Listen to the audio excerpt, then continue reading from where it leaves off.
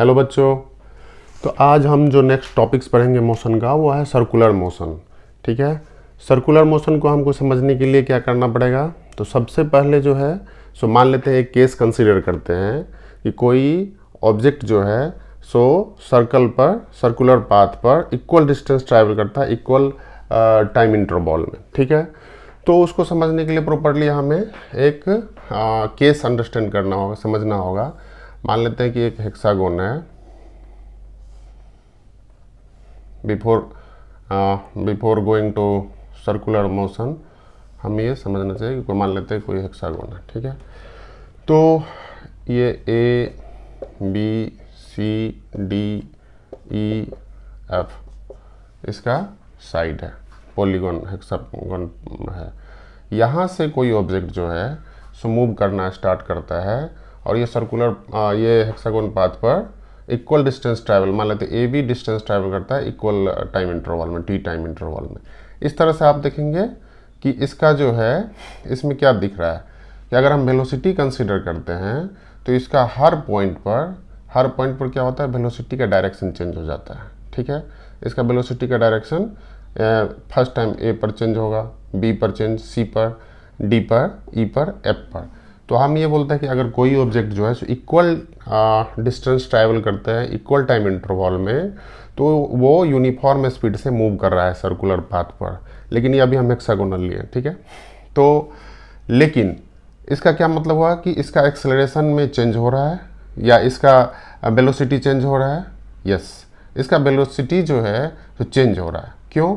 क्योंकि जब भी ये point A to B C D F कोई भी पॉइंट पर जाता है मूव कर, जब उस पॉइंट पर पहुंचता है तो उसका डायरेक्शन चेंज हो जाता है। तो आप जानते हैं कि वेलोसिटी में क्या है कि मैग्नीट्यूड के साथ साथ डायरेक्शन भी इंपॉर्टेंट होता है। तो अगर उसका डायरेक्शन चेंज हो जाता है दैट मीन्स कि उसका वेलोसिटी चेंज हो रही है। इसी तरह हम अगर केस लेते हैं कि मल्टीपुल मान लेते हैं कि जो एक केस लेते हैं जिसमें 20 पॉलीगॉन 20 साइड्स का एक पॉलीगॉन हम ड्रॉ करते हैं। ठीक है, और उसमें आप देखेंगे कि जब ऑब्जेक्ट मूव करती है उस पॉलीगॉन पाथ पर 20 साइड वाले पॉलीगॉन पर तो क्या होगा, उसका जितना बार टर्न आएगा 20 साइड्स 20 बार उसका स्पीड चेंज होगा। ठीक है, तो इसी तरह हम सर्कुलर पाथ पर अगर कोई ऑब्जेक्ट मूव कर रहा है ना, सर्कुलर पाथ पर अगर ऑब्जेक्ट मूव कर रहा है और उसका अगर रेडियस आर है, मान लेते हैं कि इसका रेडियस सेंटर से आर है, स्मॉल आर कंसिडर आर है, तो इसका पोजीशन जो है सो हर कहाँ पर चेंज हो रहा है, हर टेंजेंशियली चेंज हो रहा है। टेंजेंशियली का मतलब होता है ऐसे ये मूव अगर कर रहा है ये सर्कुलर पाथ पर तो उसका पोजीशन जो है सो हर पॉइंट पर टेंजेंशियली उसका डायरेक्शन चेंज हो रहा है। ठीक है, तो सर्कुलर पाथ में इस तरह से हम देखते हैं कि मान लेते हैं कि इसका टोटल सरकमफेरेंस क्या हो जाएगा,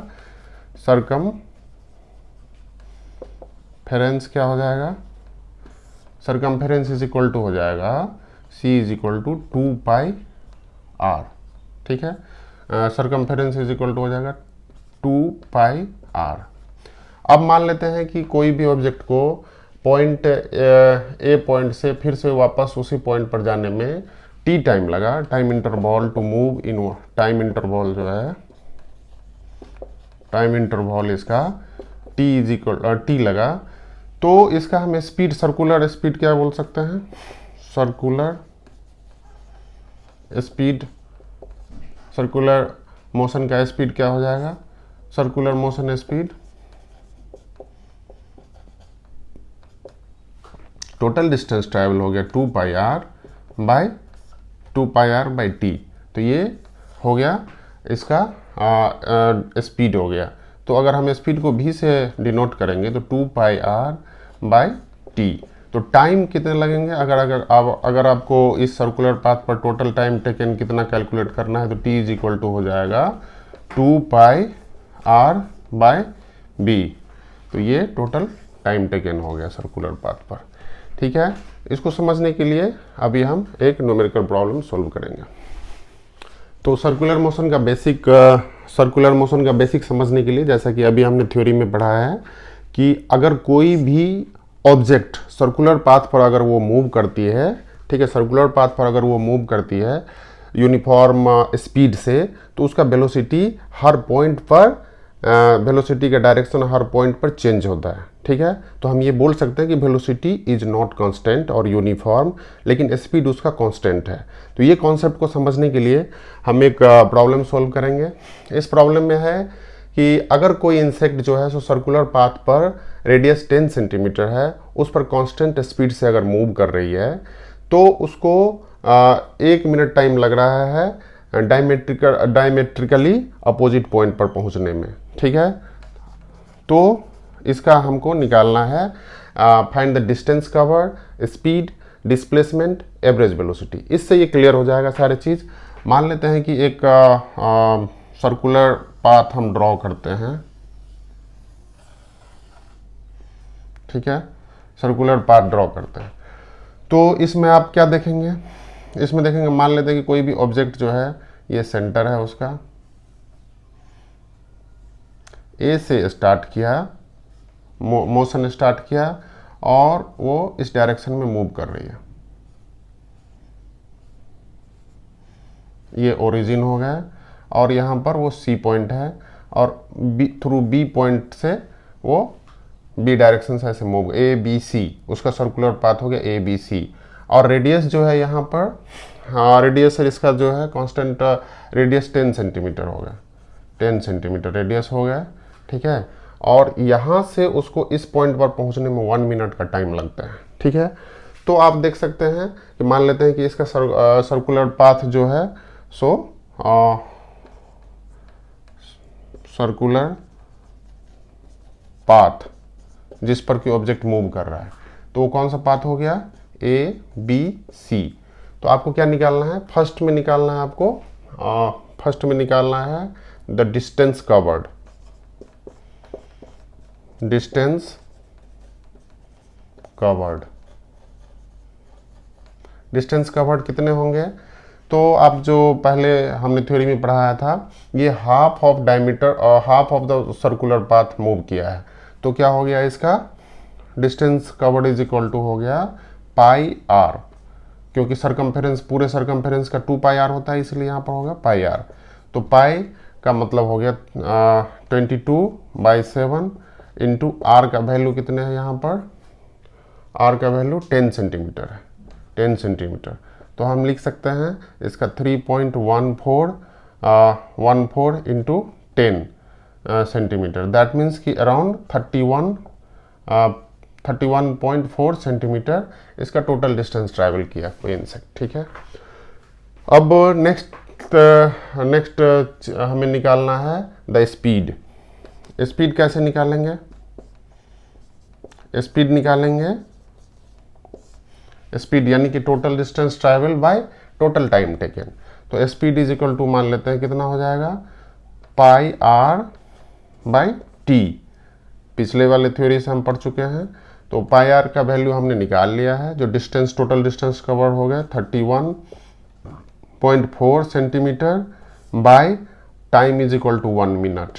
तो हम अभी यूनिट कन्वर्जन नहीं करते हैं, क्योंकि बेसिक हमें अंडरस्टैंडिंग करना है कि कैसे निकाल सकते हैं। तो आप देखेंगे 31.4 सेंटीमीटर पर मिनट इसका स्पीड हो गया। अब अगर हम डिस्प्लेसमेंट निकालना होगा, ये कॉन्सेप्ट है, थर्ड में हमें निकालना है डिस्प्लेसमेंट। तो डिस्प्लेसमेंट क्या हो जाएगा, डिस्प्लेसमेंट कितने हो जाएंगे, तो डिस्प्लेसमेंट निकालने के लिए आपको क्या करना पड़ेगा, the shortest path between point A to C. तो डिस्प्लेसमेंट कितने हो जाएंगे, ए सी। ठीक है, तो ए सी हो जाएगा, ए सी मतलब क्या हो गया 2R मतलब डायमीटर, इक्वल टू डायमीटर, क्योंकि ये एक पॉइंट से पोजीशन से दूसरे पॉइंट सी पर जो मूव किया है, तो उसका टोटल शॉर्टेस्ट पाथ कितना है, ए सी के बराबर, दैट मीन्स कि डायमीटर ऑफ दिस सर्कल के बराबर है। तो इसको हम क्या लिख सकते हैं, 2 × 10 सेंटीमीटर, यानी 20 सेंटीमीटर इसका डिस्प्लेसमेंट हो गया। तो देखेंगे कि टाइम डिस्टेंस जो है उसका ज़्यादा है, डिस्प्लेसमेंट कम है। अब हमें निकालना है लास्ट एवरेज वेलोसिटी। तो एवरेज वेलोसिटी क्या होगा, वी एव total displacement by time taken. तो डिस्प्लेसमेंट है 20 सेंटीमीटर और टाइम कितना है 1 मिनट, तो क्या हो जाएगा 20 सेंटीमीटर बाय पर मिनट, 20 सेंटीमीटर पर मिनट। तो इस सर्कुलर पाथ का मोशन से आपको क्या लर्निंग मिलेगा, इससे ये आप देखेंगे क्लियरली कि कोई भी इंसेक्ट जब सर्कुलर पाथ पर मूव करती है तो उसका डिस्टेंस जो एक्चुअल डिस्टेंस और डिस्प्लेसमेंट में डिफरेंस है, ठीक है, और उसका वेलोसिटी और स्पीड में भी डिफरेंस है। तो एक्चुअल डिस्टेंस यहाँ पर हो गया आपका 31.4 सेंटीमीटर के अराउंड और इसका डिस्प्लेसमेंट हो गया 20, तो डिस्प्लेसमेंट लेस है। उसी तरह एवरेज स्पीड है 31.4 सेंटीमीटर पर मिनट और एवरेज वेलोसिटी है 20 सेंटीमीटर पर मिनट, ठीक है।